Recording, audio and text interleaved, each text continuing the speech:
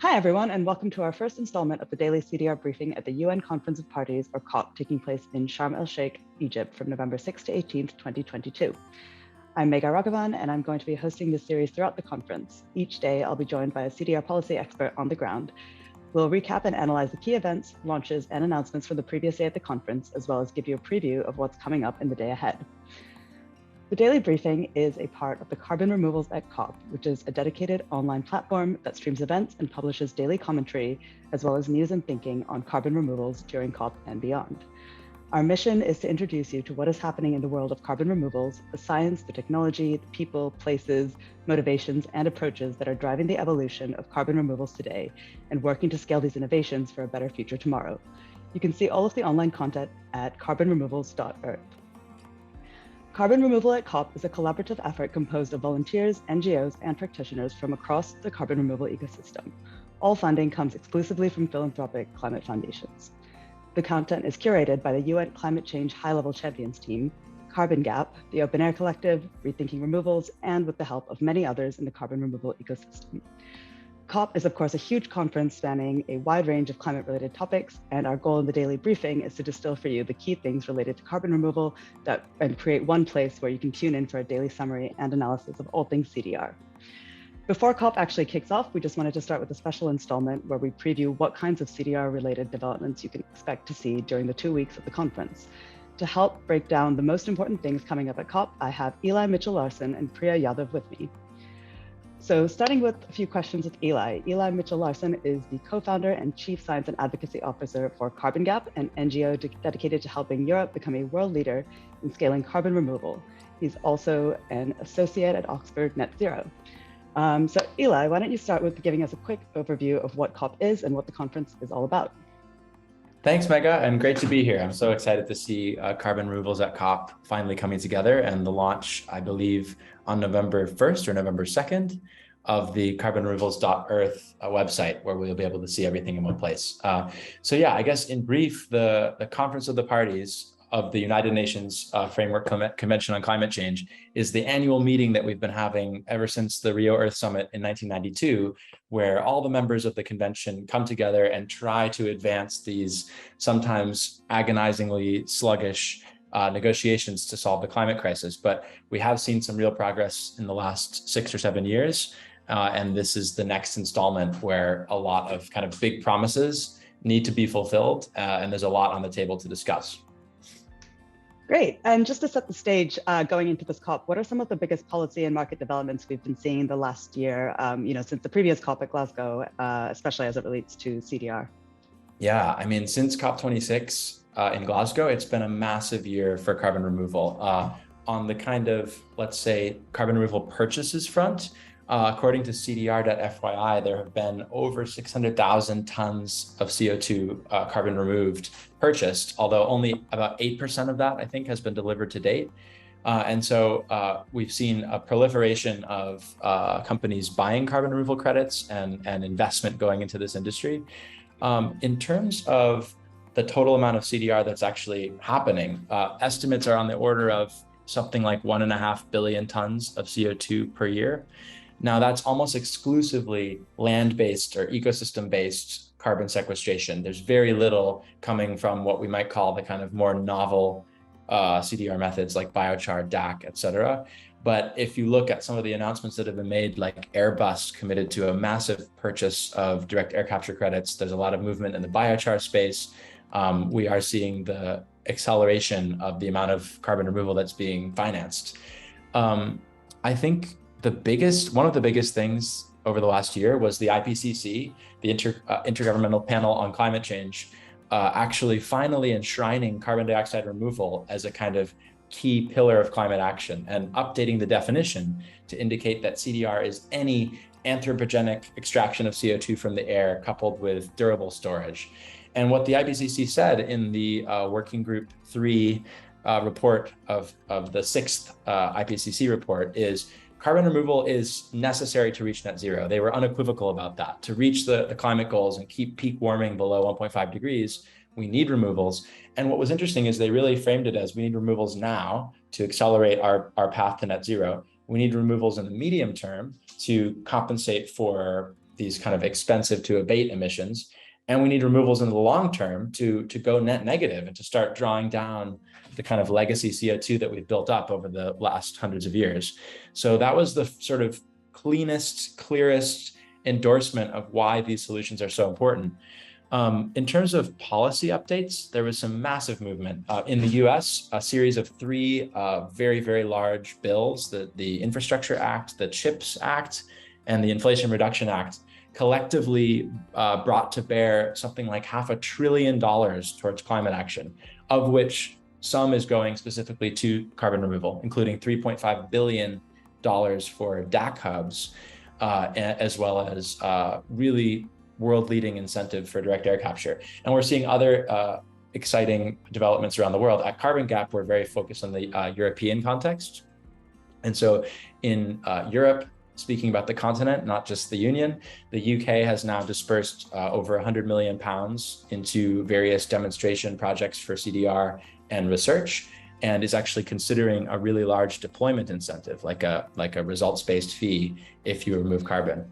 And in the EU, coming on November 30th, there will be the release of a proposal to certify carbon removal across all the different methods. And there's other exciting policy movements in Sweden and elsewhere.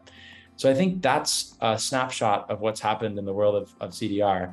And I think the upshot is that we're finally seeing this kind of umbrella of methods and climate solutions being recognized for how important it is, not as a replacement for emission reductions, but as that critical complement that we need to get to net zero. Right, yeah, okay. So it sounds like big developments on the market side, on the policy side, and as well as, on the research side with kind of the acknowledgement of the IPCC report of how critical this is going to be. So based on all of that, what kind of policy discussions or, decisions are we likely to see discussed at COP, and what countries or organizations are we going to see leading the way on those? Yes, well, as I mentioned, the COP process is very political and often very slow. I think what the expectations of this COP are, we're following on all of the big announcements and agreements that were made in Glasgow, but we're kind of before the next COP, which is when the global stocktake will be conducted, where there'll actually be a requirement to sort of document exactly what progress has been made and where countries sit. I think one of the main focuses at this COP will be trying to force the commitments for $100 billion per year for adaptation finance to be materialized. I mean, this is something that developed countries committed to and agreed to and haven't been able to actually make good on their promise. So in some ways, this is the Africa COP. I mean, there's some big looming issues. There's the war in Ukraine. There's a lot of food security issues in Africa and abroad. There's a lot of kind of acute crises. And given the fact that the COP is hosted in Africa, I think we can expect to see a lot of the attention on holding, in some ways, the global north or the developed countries responsible for their common but differentiated responsibility, which is, of course, in many ways, much, much greater than the countries who are feeling the brunt of climate change. So there were some specific agreements. I think last year they agreed to double finance for adaptation. And I think one other big thread that is happening in the background is the negotiations about how to implement the Paris rulebook. So the system that was agreed at during the Paris Agreement, and as well how countries will sort of trade emission reduction and carbon removals among themselves. So there's the Article 6.2 and Article 6.4 negotiations, which are kind of quite technical at this point and are really trying to determine if a country is going to kind of trade a removal attribute to another country, how is that accounting done so that that removal is only counted once? So this is for all climate action reductions and removals, but it's particularly important for removals because it is the kind of clarity that everyone needs to start transacting and trading these removals among different players. I think that's probably what we can mainly look towards. I think we're hoping really with carbon removal at COP to try to raise the profile of this set of climate solutions. And hopefully there will be a movement towards splitting up the kind of legitimate pillars of climate action. Instead of just mitigation and adaptation, we'll start talking about reduction, removal, and adaptation, and their kind of three unique roles. Okay, great. Yeah, so I think you've talked a little bit about what's happened in the past and the outcomes we expect this year. What about just turning to outside of the policy space? What kind of other launches, announcements, big events could we expect to see that people should watch out for? Yeah, well, I think one more piece in the kind of UNFCCC negotiation side that I didn't mention was just the fact that we will increasingly start to see countries in their nationally determined contributions, their NDCs, and in the global stocktake, separately reporting how much carbon they're removing or plan to remove versus how much they're going to actually reduce emissions. So that kind of separation of those two targets is really important. And that's something that we'll be calling for at this COP, as well as the next COP and going forward, to make sure that carbon removal actually shows up in NDCs and countries are taking this issue seriously, as they should be, in line with the findings from the IPCC report. But in terms of what, COP is a massive event. There are 30,000 people there, all kinds of announcements, as you say, in the kind of non-government space are going to happen. I think we can look to things like the First Movers Coalition, which is a partnership from the World Economic Forum and the US State Department to try to get at sort of aggregated commitments from a bunch of companies to purchase carbon removal. We see a couple facilities like Frontier Climate, which is a $925 million demand aggregation facility where lots of companies have chipped in, and other ones like NextGen. So this idea of pulling together lots of people, getting them to commit now to buying carbon removal in the future is such a powerful way to kickstart this industry and kickstart these solutions. So I think we can look to see several pretty big announcements at COP to that effect. So take a look at the First Movers Coalition. There's also a really exciting project that Carbon Gap has been part of as a funder, not so much as a creator, but the State of CDR is a big effort from multiple scientists around the world to actually compile the current state of carbon removal development, policy, public perception. Importantly, what do people think about this?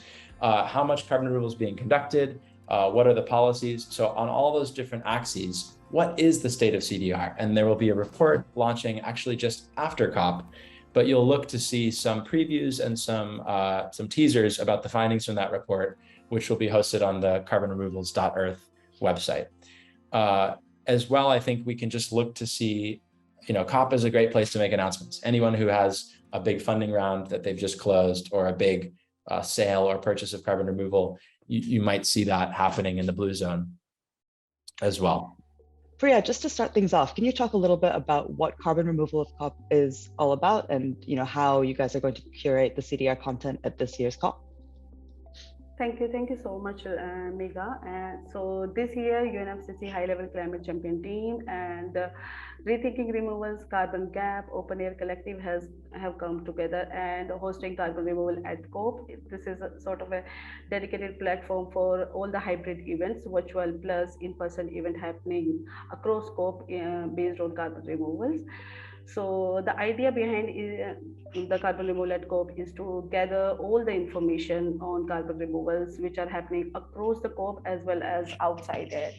So in this particular carbon removals at COP, we will have a website where we will be showcasing all the events which are happening. So there will be an event planner and we will be streamlining all the in-person events which are happening inside and outside the blue zone. Also, we will be showcasing the virtual events as well, where we will put together all the video content they will be providing us on the website, which people can watch and can participate on it. We are also planning on providing daily commentary on the events which have happened on that particular day and what are the updates for the upcoming events that also we will showcase. Plus, we are planning to showcase the news of carbon removal initiatives which have happened outside the COP and during COP also. There will be people, but this year so many new early stage innovations are coming in COP. So they are planning to launch their initiatives, so we can showcase them. Like Department of Energy of US is launching its Energy Earthshot initiative. So we will be showcasing that as well. So the idea behind the carbon removal at COP is to spread awareness about carbon removal ecosystems and build a legitimacy across it. So that's the main idea about carbon removal festival. So we will have virtual plus in-person event on it. Okay, great. Yeah, and just talking a little bit about those events that you mentioned, virtual in-person events, what kind of events can we expect to see? So this year, like we are having a much broader perspective of events, other than the last year events, we are covering all spheres of it. We are also having events in technology. We are having events based on policy, governance. We are covering all sort of events. Climeworks is organizing event on direct air capture technology, and one event is based on policy development in carbon dioxide removals. Similar policy development events are organized by Ocean Region, and US Department of Energy is also organizing its event in carbon dioxide removal. Bellona this year is organizing so many events this year. So some are ocean-based events and some are tech and policy-focused events. So we can expect a lot many events in covering different aspects and perspective of carbon dioxide removal. So yeah, this is going to be an exciting year for carbon removals. Yeah, absolutely. Okay, great. And then about the website you mentioned, what kind of stuff can people expect to find there, and what should they look out for? Okay, so for the website, the main idea is to provide itinerary of events where they can get information about the events which are happening on that particular day, what are the upcoming events, who are the speakers, where that particular event is happening. So it is sort of a directory for all the events which are happening across the COP.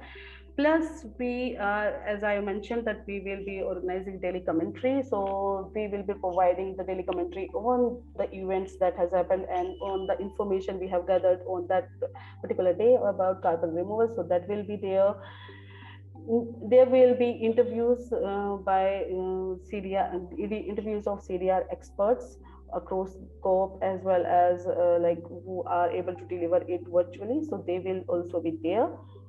So the people who are not able to attend COP this year, or they don't have any venue, so they also can participate in COP by participating in our virtual event. We can help them provide space, or we can help them gather. If they don't have speakers for it, we will provide them speakers. If they don't have an event, so we will help them if they want to participate, so we will also help them conceptualizing all the event they are planning to host. So we are doing that as well. Plus we are also providing PR space for them to spread their message across the globe. So that also we are doing. Yeah, so these are the things we are planning. So there will be a lot many things. We are also showcasing the news which are happening in the carbon removal at COP as well as beyond. So these are the things right now we are planning, and hopefully we'll get more of this. So this particular platform, carbon removal at COP, the purpose is to leverage and develop whatever the knowledge of carbon removal is there in COP27, and just to take it across COP28 and beyond that. So the idea is to do that. Great. And yeah, if someone has a carbon removal event or something they want featured on the website, what's the best way to get in touch and make that happen? Yeah. So if you have an event, then we have an inquiry form at the website. You can fill out the details there.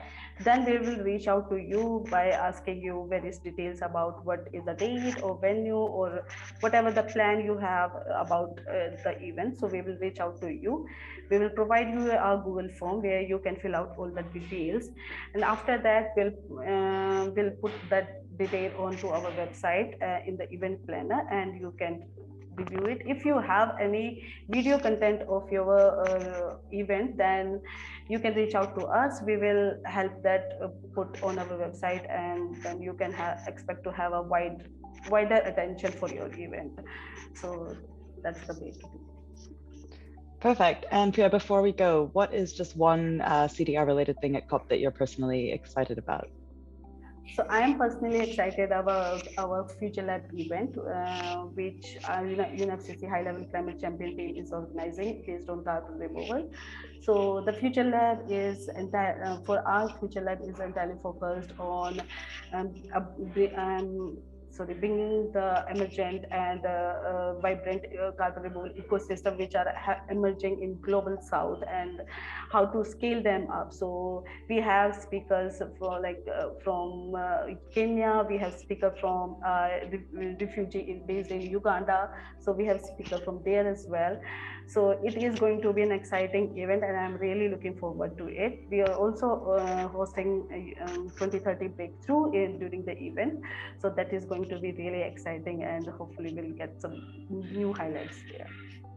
Just before we close, is there kind of one big thing that you're personally excited for, or think people should keep an eye out for? Yeah, well, it was exciting to see. I think recently Denmark actually pledged $13 million, something on that order, towards this kind of idea of loss and damages. So the first country to sort of say, yes, we will put significant money out there to actually address existing commitments to help countries that are feeling the brunt of climate change. So I'm kind of thinking Kim Stanley Robinson, Ministry of the Future style, is this going to be the year where the floodgates open and we start to see people actually making good on what they've committed to do? So that's kind of maybe one of our calls to action that we're really hoping we'll see. I guess in terms of what I'm excited for around carbon removal, I'm just frankly really excited about this virtual pavilion, this Carbon Removals at COP initiative that we've all been able to create. That's been a huge collaborative effort from a number of groups with really generous philanthropic funding to actually kind of raise the profile of carbon removal and give folks that aren't in Egypt and are watching the COP activities a single point of entry to actually keep track of what's happening in the developments on the ground. So that and things like the State of CDR report, I think there's a lot to look forward to. I think COP can be sometimes dispiriting or kind of bleak because the ambition and the pace of action is nowhere near where it needs to be, given the urgency of the climate crisis. But there's positive elements there too, and I think we're seeing progress. We're starting to see movement on this area, so I think it'll be an exciting 2 weeks, and I'm looking forward to seeing the daily briefings that you'll be leading on the ground. That's great. All right. Well, thank you so much to Priya and Ila for joining us. And we will look forward to having you both back with us for some of the daily briefings once COP kicks off as well. For anyone watching, you will be able to find the series at carbonremovals.earth with new installments daily throughout the conference, giving you 20-minute summaries of the most important developments in carbon removal. We'll be back as soon as COP is underway, so we'll see you then. Bye.